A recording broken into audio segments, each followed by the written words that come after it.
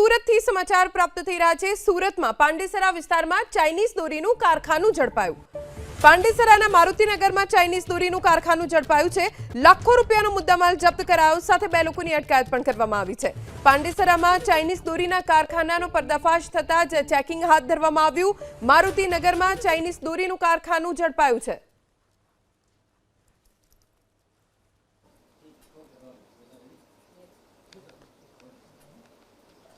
सूरत शहर के Pandesara police station विस्तार में जीआईडीसी में एक फर्म है एंजन मोनोफिलामेंट, एक कंपनी है। उसके यहाँ पे इंफॉर्मेशन मिली कि वहाँ पे चाइनीज मांझा जो है वो तैयार हो रहा है।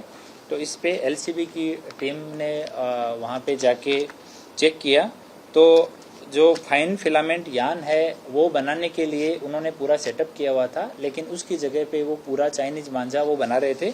वहाँ जब गए तो वहाँ एक प्रमोद भगवान मंडल वो कंपनी का प्रोडक्शन मैनेजर होना बताया, और करीब वहाँ 30 जितने मजदूर हैं वो अलग अलग मशीन के ऊपर काम कर रहे थे। कुछ कच्चा माल देख रहे थे, कुछ पका हुआ माल देख रहे थे, कुछ पैकिंग में थे, कुछ प्रोडक्शन में थे। जब पूछा गया कि ये कंपनी किसकी है तो उन्होंने बताया कि नरेश भाई पटेल हैं जो कतारगाम में रहते हैं, उनकी ये कंपनी है और सारा सामान जो है वो यहाँ से पैक होके और बाहर बिक्री के लिए जाता है।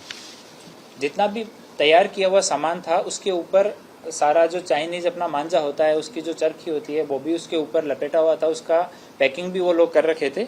उसके ऊपर cobra gold for industrial use only ऐसा स्टिकर लगा के वो लोग बाहर भेज रहे थे, और इसी के हिसाब से उन्होंने बिल भी उसके तैयार किए हुए थे।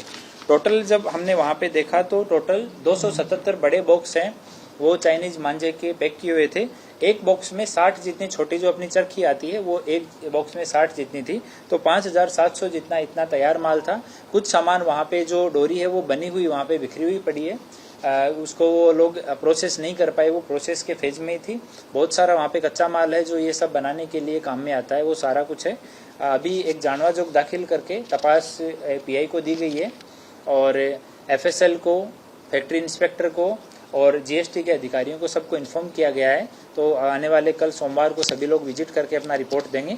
वो रिपोर्ट आने के बाद में जिस तरह से उनका ओपिनियन आएगा उसके हिसाब से एफआईआर दाखिल करके आगे की कार्यवाही की जाएगी।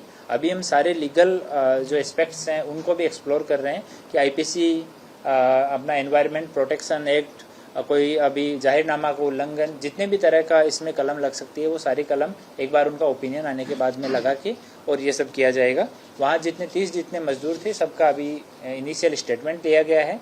प्रोडक्शन मैनेजर है उसका इनिशियल स्टेटमेंट लिया गया है, और अभी मुद्दा माल को वहीं रखा गया है। एफएसएल के एग्जामिन होने के बाद में, फैक्ट्री इंस्पेक्टर से एग्जामिन होने के बाद में, उनकी रिपोर्ट आने के बाद में आगे की कार्यवाही की जाएगी। सर, ये कितना घातक है और कहाँ पर ये लोग सप्लाई करते हैं?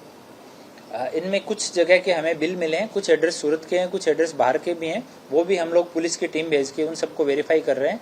और ये मांझा जो है वो तो बहुत ही खतरनाक है। हर बार जब भी मकर संक्रांति, उत्तरायण का समय आता है हम लोग देखते हैं कि किसी न किसी शहर में किसी न किसी व्यक्ति की निर्दोष आदमी बाइक पे निकला है, उसका गला कट के डेथ हो जाती है। बहुत सारे पक्षी हैं वो इससे घायल होते हैं। तो एकदम ये क्रूर करते हैं। और नामदार एनजीटी के जो गाइडलाइंस है, बहुत सारे नामदार हाई कोर्ट, सुप्रीम कोर्ट के गाइडेंस हैं, उनके भी ये प्रोडक्शन और इसकी बिक्री, इसका स्टोरेज है वो गैरकायदेसर है। तो ये फैक्ट्री कब से चल रही थी और उत्तरायण को भी लगभग 1 साल है, तो ये क्यों पहले से ही बना है?